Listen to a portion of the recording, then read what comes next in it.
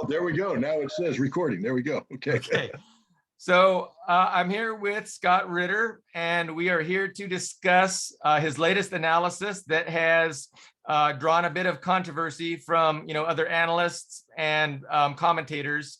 I was very, very honored and thankful for Scott to agree to come on this platform and just kind of talk about his perspective of the controversy and of the detractors that are questioning his analysis and imputing his motives and things like that.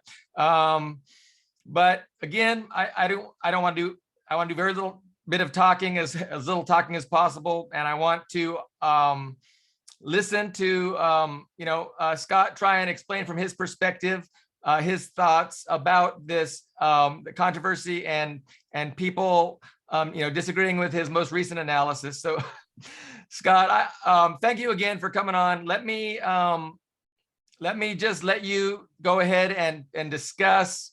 About a week ago, your analysis drew some ire. So, what are your thoughts on the people that are disagreeing with you and things like that? Can you kind of encapsulate the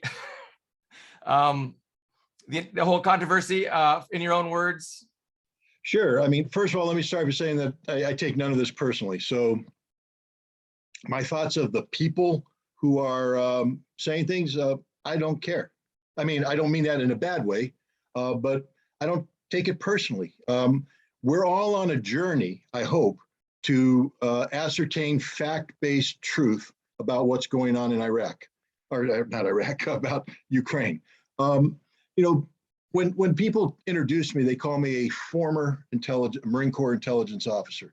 I'd like to emphasize the first word off the front. It's former.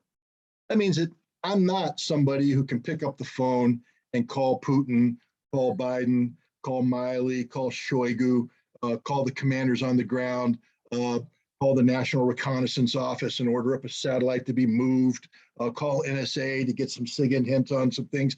That's what I used to do for a living. I don't do that for a living anymore. I am a prisoner of the data, the same data that's available to everybody. So the question isn't, am I making something up? Am I doing something? I'm using the same data that you guys use. But here's the difference. And it doesn't mean that I'm better or worse. It's just the difference. Because now we come to the rest of the title, Marine Corps Intelligence Officer. We'll start with Marine Corps. That means I do combat. I do war. What I did is my profession. Now, I don't know the people that are impugning me, attacking me, questioning me, whatever. But unless they have a resume that says, we did big aero combined arms warfare in the 1980s and 1990s when the United States was the cutting edge of this technology, this doctrine, this methodology, then we're really not the same people. We're not the same people. Means I come at the problem from a different perspective than maybe they do. Doesn't mean I'm right. Just means I come at the problem from a different perspective, a combat-oriented perspective derived from not 20 years of counterinsurgency warfare in Afghanistan and Iraq, but actually the big game against the Soviet Union, in Europe, tanks, maneuver warfare, combined arms. That's that. And then we say intelligence officer. That means I'm a professional. I'm not an amateur. I'm not a journalist. I'm not a wannabe. I'm not a LARP. I'm not doing airsoft. I was a professional. I did this for a living. I did this during wartime. My analysis saved lives. I mean, I'm not here to brag, but I have a letter of commendation from a general, 2-star general, that says the analysis I gave the Commandant of the Marine Corps altered Marine Corps courses of action during the Gulf War and saved thousands of lives. I'm pretty proud of that one. I'm also proud of being the guy that stood up to Schwarzkopf about my analysis about Scuds and how they were being used. I was right. I'm more famously known for standing up about weapons of mass destruction. I was right. I did some stuff in the Soviet Union where I took on the Defense Intelligence Agency. I was right. What I'm trying to get at is I have a pretty good track record of being right. And most of the time when I was right, a lot of people thought I was wrong. And a lot of people fought me very hard. Some fought me professionally, some took it personally and attacked me. But it doesn't matter because at the end of the day, I think my resume in my experience as a professional intelligence officer, is pretty damn good. And it means that I come at the problem from a perspective of how an intelligence professional collects information, assesses information, evaluates the information, and comes up with certain conclusions.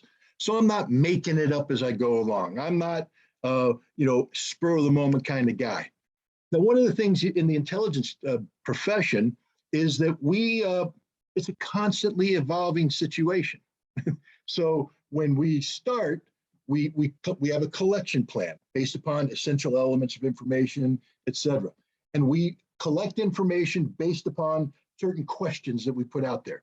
Then we bring the information in, we evaluate it, we process it, we disseminate it, and then we get feedback. That feedback comes from our consumers, it comes from whatever we're collecting on, and then we reconfigure our collection plan to do it all over again. So if you're an intelligence professional, you don't simply come up with one analysis on one day and call it quits and say, I'm sticking that to that analysis no matter what. Because newsflash, the world doesn't work that way. The world evolves. And when you're dealing with something like a war between Russia and Ukraine, it evolves on an hourly, on a daily, on a weekly basis. So you must constantly be going out there and gathering new information and doing that whole collection cycle, the intelligence cycle, all over again. When I think I got a little bit of notoriety at the beginning of this by going against the grain that Ukraine was winning the war. I came out and I said, no, my take is that Russia is winning the war, that Russia is accomplishing its tasks, that Russia is inflicting more damage on the Ukrainians than they are on the Russians. And then when the phase one, because when this war started, we didn't know there was a phase two. No one can sit here and say, I knew phase two was coming. It was phase one because that's all we got. We saw the Russians advancing on Ukraine with multiple axes. And we're all trying to put that into perspective. Why is Russia doing this? Why would Russia go in with 200,000 men, attack a force that has 600,000 men, flipping the 3-to-1 odds that you need to guarantee success in battle? Why would they do this? What is their purpose? Well, we got an insight when Russia said, phase one is over, phase two is beginning. And I said, okay, now this makes sense because Russia was applying maneuver warfare concepts, feints, diversions, fixing, etc., to prepare the battlefield to accomplish their primary objective of defeating the Ukrainians in the Donbass region, which is a stated objective of Vladimir Putin and the Russian high command. But we also know that they wanted to do some other things. Again, I'm not making this up. This is what the Russians said. They said their objectives were denazification and demilitarization. They also said that this was part and parcel of a strategic objective of making Ukraine neutral, meaning not a member of NATO, and shaping events in Europe so that NATO would accept a new European security framework that took into account Russian national security considerations. Again, I'm not stating this. This is what the Russians said. Now, anybody who studies war should hopefully have read Clausewitz. It's sort of like 101. And right from the start, we're taught war is an extension of politics by other means. And what does that mean? It means that it ain't about winning the battle. It's not even necessarily about winning the campaign. It's about achieving the political objectives. That's called strategic victory. When the Russians started this special military operation, it's a special military operation for a reason. That has a specific legal term. It's not a war. War implies mobilization and bringing to bear everything you got to achieve your objectives. The special military operation is limited by the legal framework for which Russia justified this conflict, and that is collective preemptive self-defense under Article 51 of the United Nations Charter. That means that Russia can use that military force necessary to eliminate the imminent threat posed by Ukraine's military to the collective security encompassing Russia and Lugansk and Donetsk. Russia could shape the battlefield in a manner which made it more likely that they would prevail. That was phase one. But phase two is about accomplishing the stated task of liberating the Donbass, of creating a land bridge that connects Crimea with Russia, and expanding Crimea so you secure water resources for Crimea. Russia's achieving this. It's masterful. Anybody that says it's not doesn't know what they're talking about. It's a stunning military victory that I believe will be studied for some time now. Not too many people understand what the truth is on the ground there. The Russians are going up against a defensive line that is as developed and fortified as any that's existed in the history of modern war.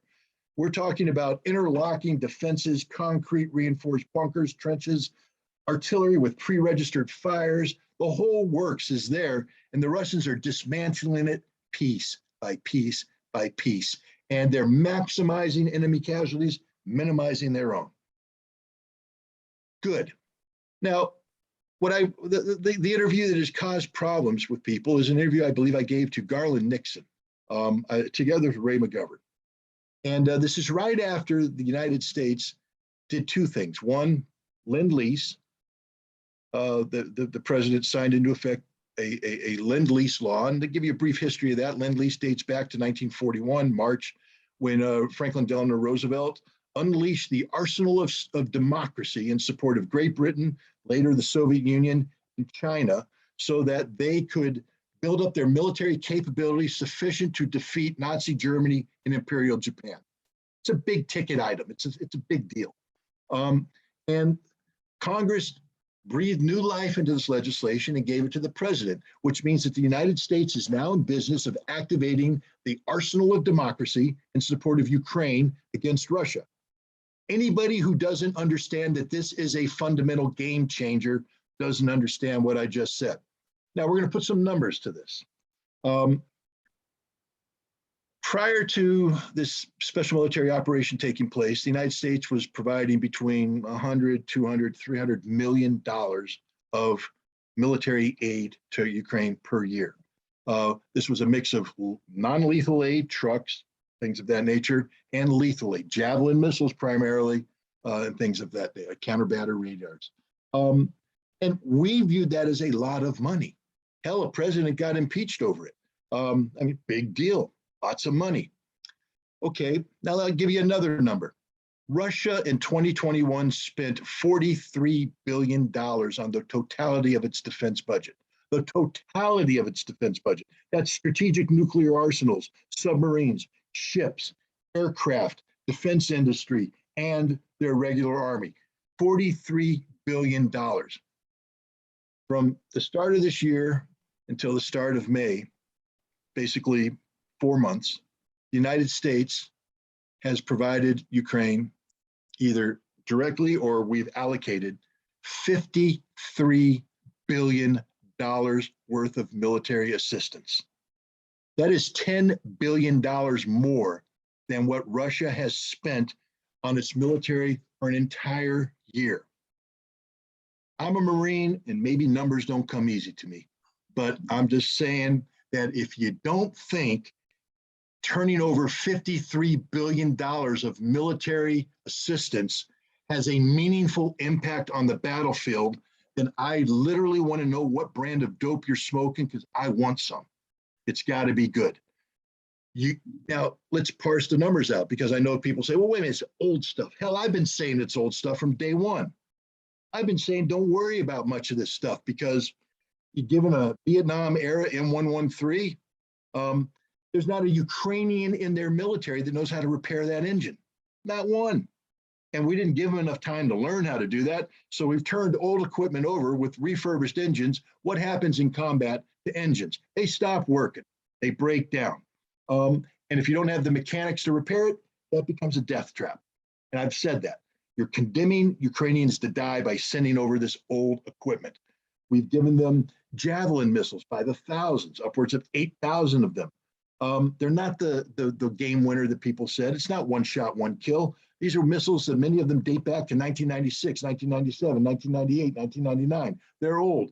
Javelins have a 10-year shelf life unless they've been thoroughly refurbished. But that refurbishment includes replacing the high explosive warhead, which they didn't do.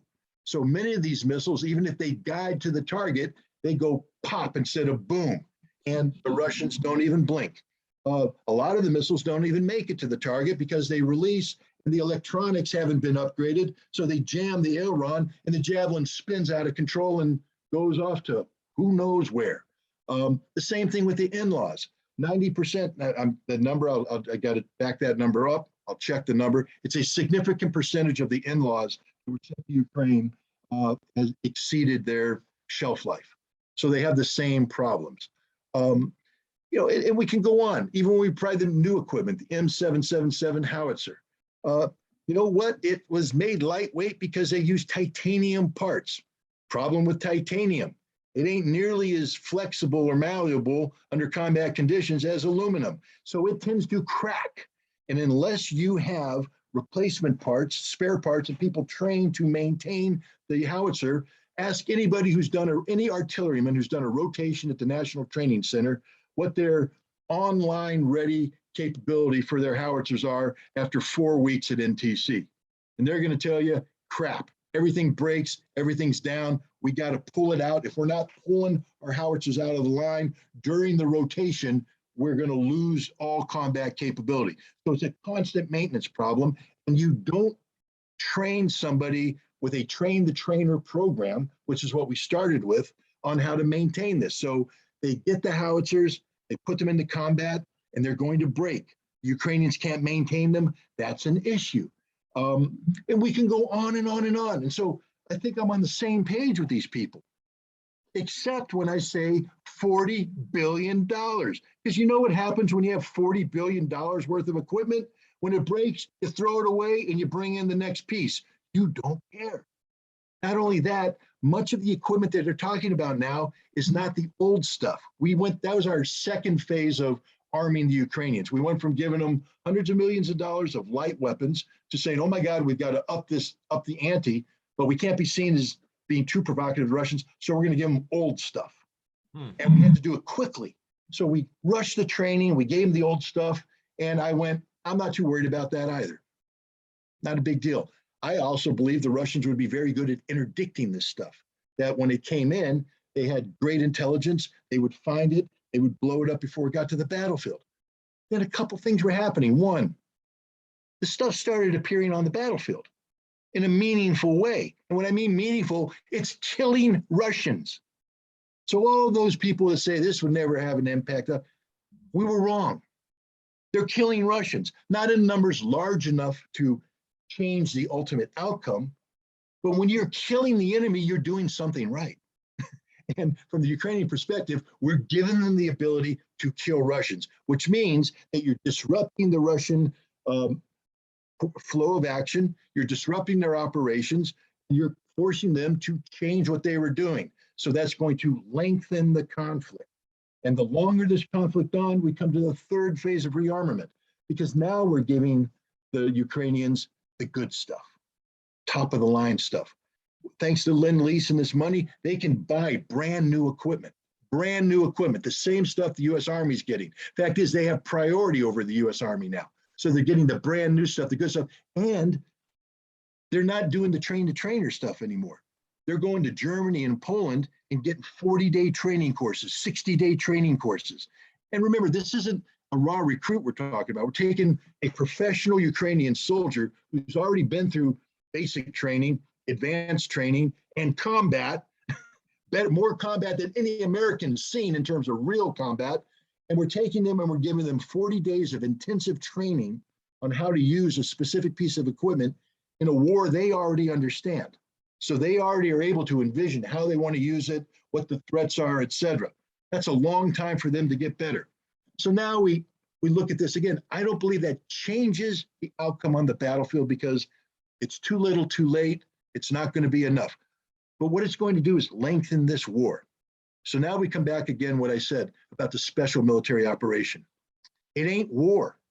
It was a special military operation conceived at a time when they were dealing with a finite number of Ukrainian forces equipped to a certain standard, receiving a certain amount of military assistance, primarily in the form of light missiles, with an expectation that this was not going to escalate. If you remember, the United States was saying, we're not coming to Ukraine's defense. Jens Stoltenberg, NATO's not coming to their defense. All the hesitation in the various capitals in Europe. We don't want to irritate the Russians by giving them heavy weapons. So there was no expectation that that Ukraine would still be fighting in 4 months, and B, Lend-Lease, the arsenal of democracy, would be opened up for them, and C, it would be getting $53 billion. There are things happening on the battlefield that maybe the average American and maybe some of the critics aren't observing or acknowledging. The concept that that Ukraine is a no-fly zone for the Ukrainian Air Force, and that Russia dominates the airspace. This is wrong.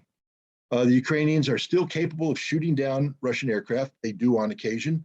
The Ukrainians have sophisticated air defense, primarily S-300s, but now they're getting Rapier systems and other systems. They've got Stingers. They've got the British have sent Brimstone. So they've got good air defense capability in place that is getting queued up, which means they have some sort of radar that's picking the Russians up. So it's not a no-fly zone. But maybe people don't understand that the Ukrainians are flying more than 30 sorties, the Ukrainian Air Force, 30 sorties a day from a half a dozen airfields. Now, I don't know what kind of no-fly zone people think's going on there, but when you have the object of the no-fly operating from 6 airfields, flying 30 sorties of Su-24, Su-27, Su-25, MiG-29 aircraft, something's going on. That means that the Ukrainians are still in the game. They're still fighting. They're not winning, but they're still there. They haven't surrendered. They haven't folded. They haven't flipped. Why is this important? Because Russia's phase 2 is about to come to an end. Russia's pretty much liberated the Donbass. They're in the process of closing the final cauldrons. I think today they surrounded around 5,000 guys, 500 people surrendered at one place. They've made important penetrations in others. And the Ukrainian Minister of Defense is begging Zelensky to allow Ukrainian forces to withdraw out of these defenses and regroup into a new line of defense, or else you're going to lose them in numbers greater than what happened at Mariupol. So phase 2 is about to come to a conclusion. What's after phase 2? Because I don't know what anybody else's definition of denazification is, but I think it goes beyond simply capturing 2,439 people at Azovstal and Mariupol. I think it means eliminating the Nazi ideology and the militarized arm of this ideology that exists in the form of Azov Regiment, Adar, and other right-wing groups. They still exist. Azov was formed in Kharkov. It's part of the Kharkov Soccer Club. Kharkov is still in Ukrainian hands. The Kraken Battalion, an elite Azov reconnaissance unit, is still operating. So are other Azov-affiliated units. So if phase 2 comes to an end and we see that the Nazi-affiliated units are still in play on the battlefield, and we see that Zelensky, having banned all political parties except the Nazi-affiliated parties, we have to acknowledge that not only has denazification failed, but that Ukraine is more Nazi today than it was when the conflict started. So military objective of denazification has not been accomplished. 2, demilitarization. I think I've said right up front, Russia's winning the fight in eastern Ukraine. They are killing a battalion's worth of Ukrainian troops a day. They just had 500 people surrender. They've surrounded thousands, and they're in the process of surrounding thousands more. But that's not it, man. Ukraine has pulled back some of their most capable combat units into Western Ukraine, and they're re-equipping them, refitting them, getting them equipped with modern weapons coming in from Europe. Not only that, today we find out that Poland has dispatched 2 battalions of Polish volunteers with modern weaponry, Rapier air defense systems, modern tanks, et cetera. 2 battalions, part of a 15,000 man recruiting effort that the Polish government has undertaken in support of the Zelensky government. Ukrainians have passed a law that allows Polish pilots to suddenly identify themselves as Ukrainians and come in and fly aircraft. So if you think, well, the pilots they got are garbage. So what if they fly 30 sorties a day? These are new pilots, all they're good ones. Oh, these are NATO-trained Polish combat pilots. So demilitarization, what that meant to the Russians was eliminating the NATO infrastructure that had been imposed on the Ukrainian army. For 7 years prior to this conflict, NATO trained the Ukrainian army. So many Ukrainian forces were trained to NATO standards, etc. Demilitarization meant that these units would be either destroyed or demobilized, dismantled. That process is taking place. We see that. But as we speak, Ukraine is rebuilding its army with the assistance of NATO, absorbing NATO combat forces. If that's called getting rid of NATO infrastructure, I need to relearn the English language. There is no demilitarization taking place. Ukraine is remilitarizing thanks to the support provided by NATO and the strategic depth. And this is another thing that people aren't wrapping their minds around. We used to think that all Russia had to do was blow up some warehouses in Western Ukraine and you solve the problem, because NATO said, we don't want to get involved. We don't want to make the Russians think that we're part of it. Well, they are involved now. Poland and Germany have provided strategic depth where thousands of Ukrainian soldiers go without fear of being attacked to be re-equipped and retrained. And then they're fed back into the battlefield. So there is no effective demilitarization. Now we come to the strategic objectives. Is Ukraine neutral? No, Ukraine is more NATO today than they have ever been. Has Russia won such a significant victory that NATO is ready to concede the need to give in to the Russians on their vision of a European security framework? No, the exact opposite. NATO, feeling invigorated by the continued resistance of the Ukrainians, are talking about pushing troops forward. Hell, they're so cocky, Poland sent 2 battalions of troops to fight the Russians on the front line. So now we say, okay, so the Russians are winning the war on the ground. They're about to achieve all of their phase 2 objectives. What I was saying is that ain't enough. That this is a game changer. Things have happened. I'll give you another game changer. When the war started, we were supplying strategic intelligence to the Ukrainians. That is, we would give them big picture, big arrow indications of what the Russian intentions were, et cetera. Today, we are providing them with real-time tactical intelligence that enables them to sink warships, launch helicopter assaults through the Russian air defense system into Russia, and target Russian generals by name on the battlefield. Real stuff, real intelligence. That's a game changer. Now, when I use the term game changer, I think a lot of people said, well, that means Ukraine's going to win. No, it doesn't. Have you no clue what a game-changing event is? Let's imagine for a second we have the Super Bowl and Tom Brady was on injured reserve, greatest of all time, but he's not playing the first half. So they're going to start Scott Ritter. And Scott Ritter may be competent, but he's no all-star quarterback. But you build your whole game plan around taking on Scott Ritter. And Scott Ritter comes out, and at the end of the first half, I get injured, because that's what happened when they put 60-year-old men on the NFL playing field.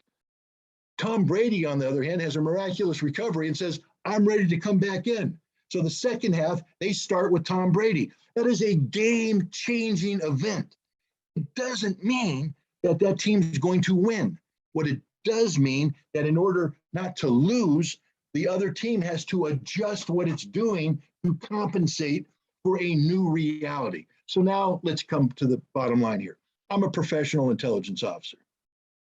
My job was to gather information and evaluate information, and then continuously evaluate it, coming up with new assessments that were dictated by the facts on the ground, not by what I believed, wanted, motivated, whatever. Facts on the ground. And any person who has a modicum of understanding of the intelligence business has to acknowledge that the situation that exists in Ukraine from a strategic military perspective has changed significantly than what it was when it started. And if you aren't adjusting your assessments based upon this change, then you're trapped in the past and your assessments aren't worth the paper they're written on. So that's where I'm coming from. I apologize to anybody I offended. My job, I'm not here to offend anybody, but the bottom line is I'm not a lightweight. I don't speak from the hip. Sometimes I get emotional. Sometimes I do knife hands. I'm guilty of that. I don't have any motivations. Nobody's paying me to change my mind. And the other thing that's not happening here is I don't give a damn about viewerships. You know, I'm on your program. You invited me. I'm happy to be here, but I'm not here to get clicks. I'm not here to get viewers. I'm not here to do any of that. I'm here because a guy I like, a guy I respect asked me to come on and discuss this issue, and I'm here to discuss it. But I don't have any motivations of, ooh, I've got to twist this, say this, do this to get more viewers. I don't care. I really don't. I'm glad if this works for you guys. I'm glad it works for anybody whose podcast I go on. I hope they get all the viewers they want. But I don't care. It's not what I live for. So anybody who questions my motivations, now it gets a little personal. And I do take umbrage at that because that questions my professionalism. And, you know, if anything, look, I acknowledge a couple things. One, I'm 60 years old, so my brain ain't what it used to be. Two, I haven't been in the business for a long time, so my skills might be a little rusty. Three, I have absolute incomplete information. Absolute incomplete information. So, you know, garbage in, garbage out. I'm only as good as the data I can get my hands on. But I do have a plan. I do have a system. I do have a program that historically has produced very good results. So I feel competent and confident enough to go public about this. Do you think I'd actually be speaking about this if I wasn't comfortable with my conclusions, if I was guessing, if I was making it up? No, I'd go play golf because that's what I should be doing. And that's what people who don't approach this problem professionally should be doing. You shouldn't be going out there criticizing people who are trying to do, you know, an honest assessment. That doesn't mean that you have to accept what I say at face value. I think I've said this before. I want you to take the opposite approach. Without attacking me personally, I'd like you to view me as a Russian agent whose job is to come on all the podcasts I can and spread Russian disinformation. My job is to lie to you, throw things out there, make it sound convincing. And what I need you to do as the audience is to say, hey, Ritter just challenged us there. Let's double check him. Let's do our due diligence. Let's check his facts. Let's check his analysis. Let's see if it all adds up. And then if you disagree with me, bravo, good. You're thinking for yourself. That I win. That's one of the reasons I do this, is to generate debate, discussion, and dialogue to get people to empower themselves with knowledge and information. And if you disagree with me, that's what freedom of speech is all about. We just had a nice little exchange. But what doesn't work is when I say something and you, without doing any due diligence, any background, you just knee-jerk reaction, say, well, that was different than what he said when it started. Well, guess what? The war is different than what it was when it started. So you're going to get differing analysis. And if this war's still going in 4 weeks, call me up and I bet you have a little bit different spin on it because it's going to change. You know, it seems obvious to me that that's what you're about, right? That you're here to just give your honest assessment. And in my opinion, I mean, we are tremendously fortunate being, you know, stuck with CNN and Fox as our alternative to have people like you and the other analysts that disagree with you and the ones that even question your motives. You know, like, I appreciate all the analysts that bring, you know, thoughtful discussion. But yeah, no, it's frustrating for me. I want everybody to get along and understand we're all on the same side, trying to comprehend truth and understand what's going on. So you you just did a tremendous job of laying it all out there. I definitely can't improve on that. You know, what do you think going forward? I mean, to me, you know, your analysis could very well be cutting edge, and everybody could be looking back on your analysis from a week ago saying you were exactly right, because guess what? Putin went to the Duma and he got some legislation enacted that allowed for him to, you know, increase the draft or something to that effect. You know what I'm saying? So do you think it's likely that is something that could happen from the Russian side in order to deal with the Lend-Lease 2.0 here that, the U.S. is pushing? When we look at Russia, I'll answer this by going back. If you remember in November, December, January, the U.S. government every day, Russian invasion is imminent, imminent, imminent. Hell, they even gave us days. It's going to start at 4 a.m. on Tuesday. Right. It didn't. And I kept saying, no, it's not imminent. Let me tell you how what has to happen before we can even talk about it. Yes, they're building up forces. Yes, they're building up capability. But Russia's a very legally driven society. Putin is not a dictator. He's a president. He has executive powers that are granted to him by the Constitution. But so does the Duma. Oh, that's a rubber stamp institution. Not as much as you think it is. And how about the Russian military? They do anything Putin says. No, they don't. They do anything the commander-in-chief says that's legal. And one of the big things is the legality of deploying Russian troops outside the borders of the Russian Federation. This is a big deal. So in order for Russian troops to go into Ukraine, certain things had to happen. The president had to go to the Duma and present a problem. They gave the Duma said, okay, you now have our permission to deploy troops, but in what context? He had to do that to go into Syria. People think that Putin just picked up the phone and sent the Russian military into Syria. No, he had to go to the Duma. The Duma had to pass legislation, and it gave a very limited deployment capability. And any change in that, president has to go and get the changes. So there had to be an intervention between the president and the Duma. And then the other thing is, how do you justify this? Russia is a nation that claims, at least, that they adhere to international law, which means that in order to go into Ukraine, they would need an Article 51 authority, unless Ukraine attacked them, and then they have Article 4 defenses. But Article 51 is preemptive self-defense. Ukraine's not threatening to attack Russia. Now we have to get to preemptive collective self-defense. Okay, that one works, but now you need Donetsk and Lugansk to apply to the Duma to recognize their independent status. And then when that happens, it has to go to the president who recognizes it. And now the president can articulate collective self-defense preemptive, because that's preemptive against these two newly declared independent entities. The point I'm trying to make is there's a whole bunch of stuff that had to happen that was knowable and detectable before Russia intervened. Now, it could happen in the course of several days. But to sit there and say that it's an imminent invasion without any of that happening means you don't know anything about Russia. You know nothing about Russia. And I would say 9/10 of the people who comment on Russian affairs today don't know anything about Russia. Now, we come up to the present day. Russia is still constrained by the special military operation. So when phase 2 objectives are met, people say, well, Russia can just go on to Lvov. How?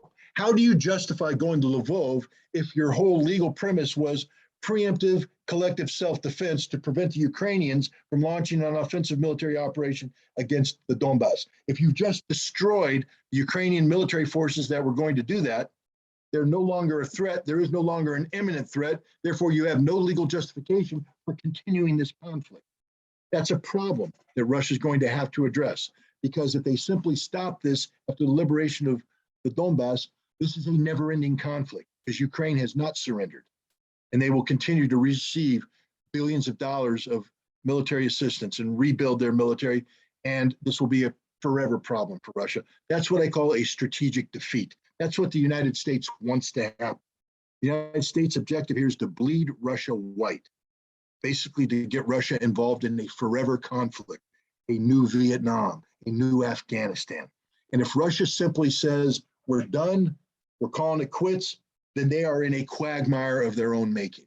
I don't think Russia's stupid enough to do that. I don't think Russia can accept a strategic defeat, which means that there will have to be some sort of intervention by the Russian president to the Duma, seeking broader authorities. And I think Russia was just granted a gift. If it is true that Poland has sent 2 battalions in, if it's true that Poland is in the process of mobilizing 15,000, that changes the dynamic of this conflict. It goes from a simple regional dispute over the security of the Donbass to a broader conflict between a NATO-backed nation and the Russian Federation over Ukraine. And Ukraine's allying itself with Poland in that manner means that I think Putin will eventually declare some sort of general war to exist between Russia and Ukraine, and have it defined in a way that extends into Poland. I think Poland has committed suicide, and also gives authority to deal with the eastward expansion of NATO, which means Russia will have a authorized green light to deal with Finland if necessary, if Finland joins NATO and threatens. And when that happens, you'll see the mobilization of 2.5 million men. And it's a game changer. It's suddenly, NATO's now going to have to deal with a bigger Tom Brady coming on the playing field. So I think that's what's going to happen. I think there's no way Russia can avoid this, because anything less than this is a strategic defeat for Russia, literally a strategic defeat, because they will have not accomplished any of their stated objectives. And even if they try to spin it away, it sounds like Joe Biden declaring victory when the last C-17 took off from Kabul. Really, Joe? That's a victory? Everybody knew what happened. And if Russia stops this fight short, with Zelensky in power, NATO building up a Ukrainian military, Azov battalion still existing, it's not a strategic victory, it's a strategic defeat. I'm sure anybody watching appreciates that analysis. I haven't heard you say that before. I've tried to keep up on your appearances. I haven't heard you predict that. So I'm happy that I asked the question and you offered that prediction. I mean, yeah, a couple million people, that's quite a sizable force. I mean, what can the West do in response to that? I mean, it doesn't look good, and there's just such a better a better way of peaceful coexistence. But it seems that the West is just determined to they're going to make their stand now, because their chances aren't going to be any better than they are right now. China's only getting stronger. Russia's only getting stronger. I think the West realizes that now is their time to take their stand. And I mean, where it ends, is anybody's guess. But again, we're all thankful for folks like you with your expertise and analysis to share, with the rest of us some insights that we're definitely not getting on CNN and Fox. I've had you talk for an hour. Is there anything else you want? Yeah, I think there's an important perspective that has to be brought in, because this conflict wasn't just about the military. If you recall, one of the reasons why NATO and the United States was soft pedaling their support for Ukraine early on was the absolute confidence they had that economic sanctions would weaken Russia, destroy Russia, bring Russia to its knees, that Russia would be unable to sustain the fight because of the economic harm being done to it. That didn't work. The exact opposite has happened. While things are tough in Russia, they're adjusting to the inconvenience of sanctions, because that's what it is. It means that Russians can't use their Western credit cards. It means that Russians can't rent Netflix. It means that Russians can't order from eBay or Amazon. Okay, that's inconvenient, but it ain't a life-changing event. The Russians still have food in the supermarket. They have a ruble that's stronger than it has been at any time in recent history. They have a stock market that is alive and well and kicking. Everybody predicted it would collapse and go away and all that. No, it's there. It's making it's extraordinarily resilient given the amount of sanctions that have been imposed on Russia. So, and Russia is developing its own strategic depth to the east, to China and India, where they are selling gas, and people say, well, they're not selling as much gas. True, they will. They're going to build new pipelines. They don't need to. Want to know why?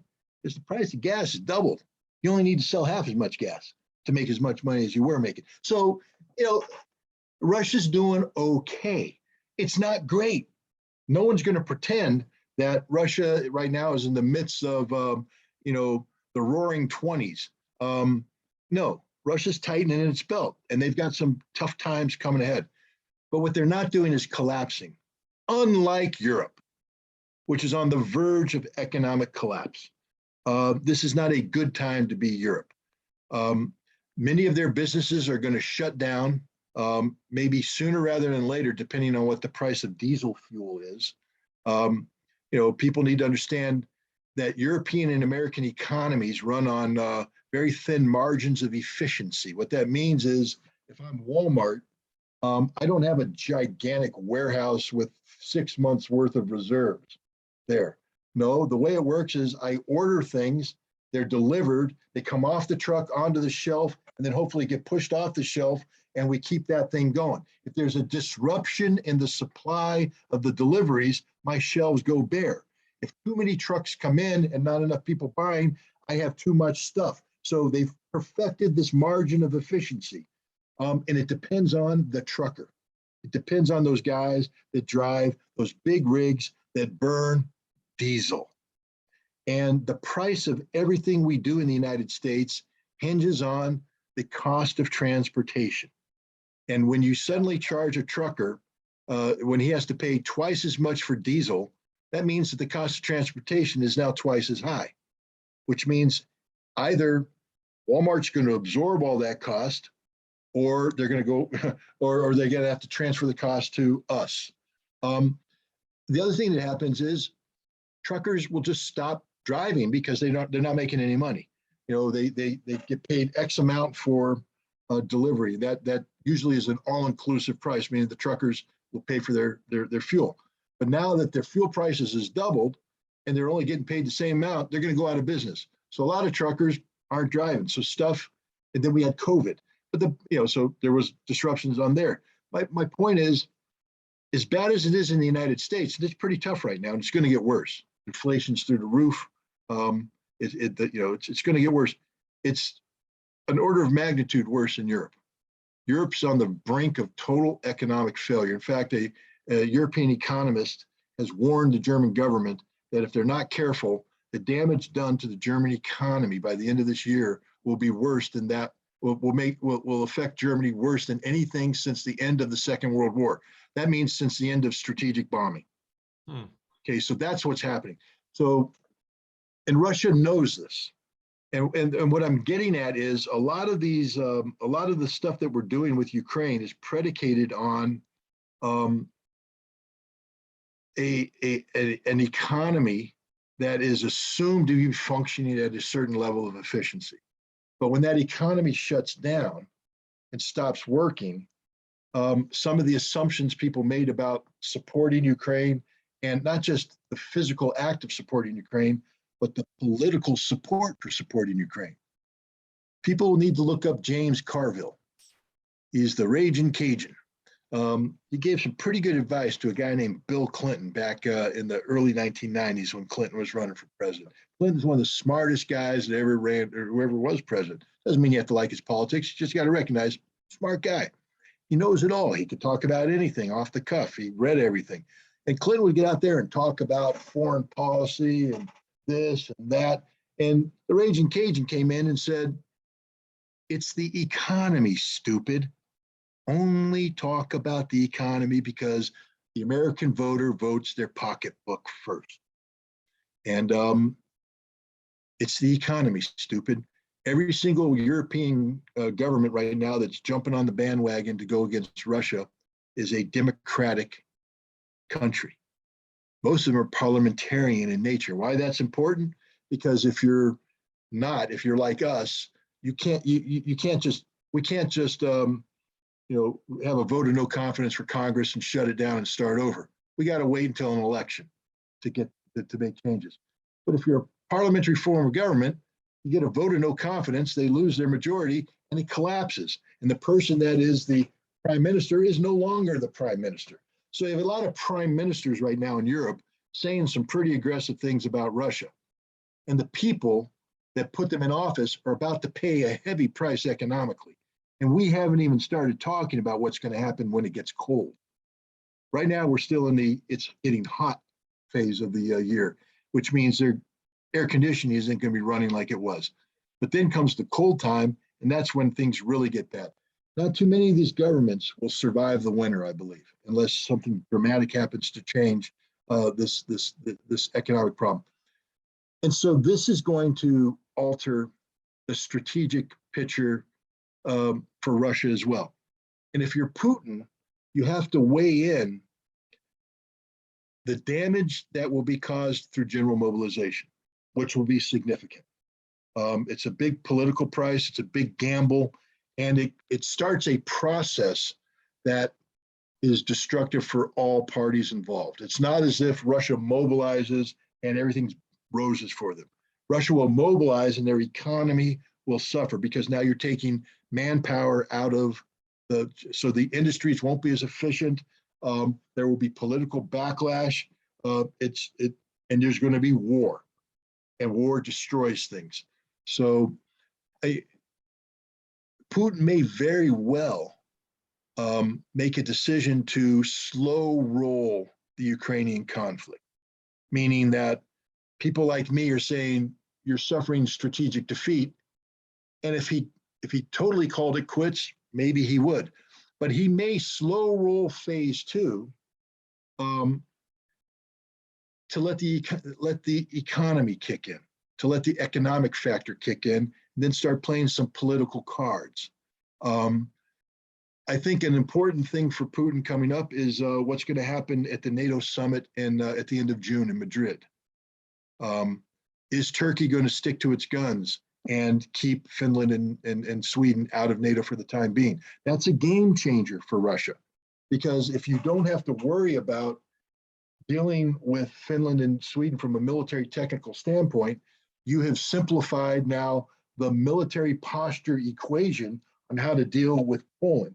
So maybe you don't need general mobilization. Now you only need partial mobilization.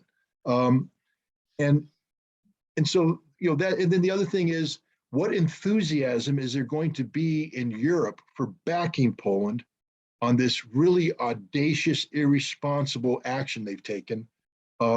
Is Europe really willing to go to war against Russia because Poland has on its own deployed combat troops into Ukraine?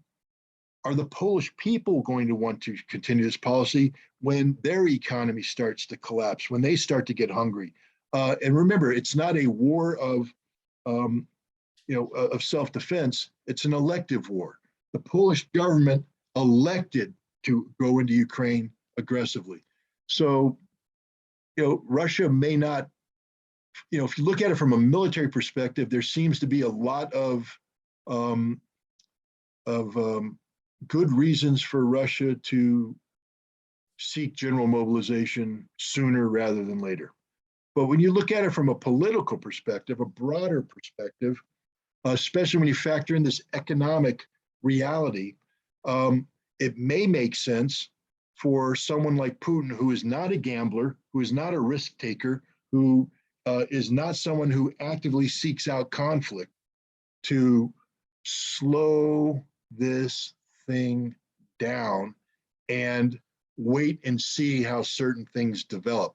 And this is going to be frustrating for a lot of people, because I think there's people that expect victory to be declared soon, that this is going to be over.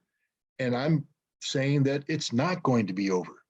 And then there would be people who, buy into my, who look at it for me and say, well, then if it's not over, has Russia achieved a strategic defeat? They have, if that's their end game. But if Putin is going to slow roll this thing out and stretch phase two out now for another several months, say through August, September timeframe, then it's just a longer fight than they expected. But Russia will have to make adjustments, because how are they going to deal with the new Ukrainian military? How are they going to deal with Lend-Lease? How are they going to deal with the Polish mobilization? These are These are questions we don't have answers to right now. And until we know what the answers are, these are unresolved issues that any intelligence professional would sit there and say, I need to know more about this before I can make an absolute conclusion about other things happening. So there's a lot of unknowns out there that are still being collected on. Well, Scott, tremendous analysis. That is precisely why I asked you to talk about this with me. Thank you so much for coming on.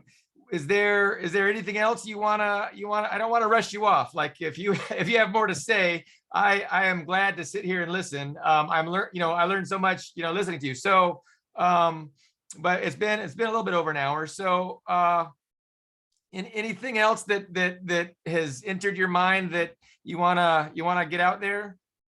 Well, unless you're a frontline combat soldier, stop taking this personally.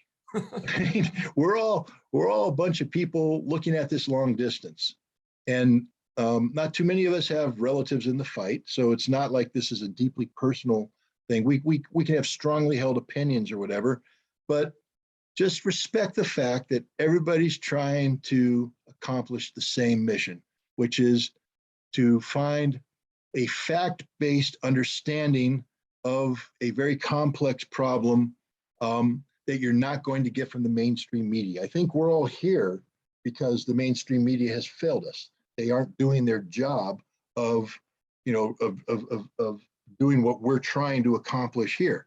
And so we're on the same page.